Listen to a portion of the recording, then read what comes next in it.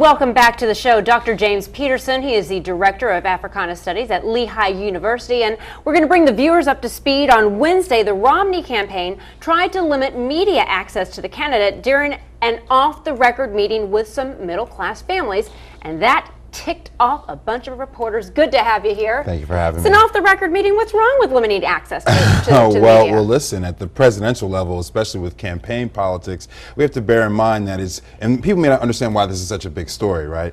Basically, access to politicians are the ways in which the voting populace learns about campaigns, learns about policies, and learns about the candidate themselves. And it goes to the very, very core of what our political system is. We need the media to allow us to have access to these folks so we know how to vote and know what these people are like. Without that, the United States electoral system just doesn't work the same way. And being a reporter, access is key, but there are off-the-record meetings. Where's the line? The line here is that when you're running for president, especially for Mr. Romney in this particular moment, it looks too strategic for him to not allow access here, because you have the presidential campaign wanting to and really pushing for more access and more conversation about Bain Capital, right? And so you have Romney in a key battleground state in Florida, and so when he comes out of that meeting to not allow access, I think for some folks seems like it's too much of a cover-up here, in the sense that we need to know what these candidates are doing, what they're thinking, feeling, and saying on a regular basis. I don't know if people appreciate sometimes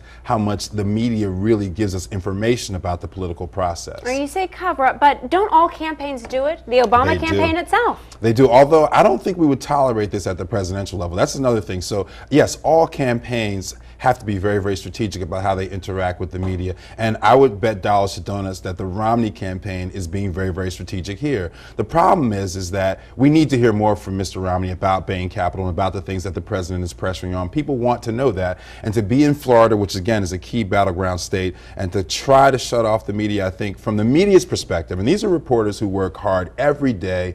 You know, it's a grind to follow these candidates around every single day and to stay on their schedule. And it was the reporters that made this a story. Multiple reporters tweeted and talked about the fact that the Romney campaign and also some Secret Service folk were actually preventing them from having access to the candidate when he was on the rope line. It's also a key point, right? Because the rope line is when he's off script, he's interacting with the constituents, and Romney has made a few mistakes in the past, and I think that's why people are drawn to this. Isn't this a cat and mouse game, though? I've been on that side where, you know, the press people are trying to keep them at bay, and they'll say, no questions, no questions, when they know darn well reporters are going to shout out questions, and the candidate can simply ignore. Why not just do something like that? It may have been smarter for the Romney campaign to do that yesterday. Maybe we wouldn't be talking about it today if he had, but he actually had his people say to the reporters to back off, to not ask any questions, and that meant that it was pre-planned, and so I think that's the reason why it's news. What you're saying is probably the smarter strategy, which is just make it sort of a part of the normal everyday processes and say, hey,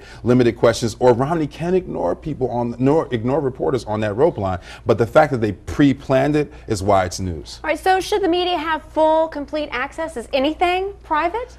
Well, in this day and age, 24-hour news cycles, with the appetite that people have for media and for politics, I would say that that's an inevitable fact of reality. So I think the candidates and the campaigns have to prepare for that. And I think people should be inspired by the fact that this is actually a news story, because what we want is more information and more access. It's very annoying sometimes to the candidates, but the bottom line is we got to have that for the process. Well, and it is a definite love-hate relationship, and it goes both ways, because the reporters will tend to ask the question again and again. Yes. And the campaigns, they have their agenda. They want to get on to the next Yes. topic. They want to get off that talking point, but the reporter wants an answer. And Yes, so you're in a vicious cycle. It's a vicious cycle. Well, listen, we love to hate the media, but the job that the media does is vital to our processes. And so I don't mind the cat and mouse game. I love the strategy and all the sort of nuances of politics and the political processes.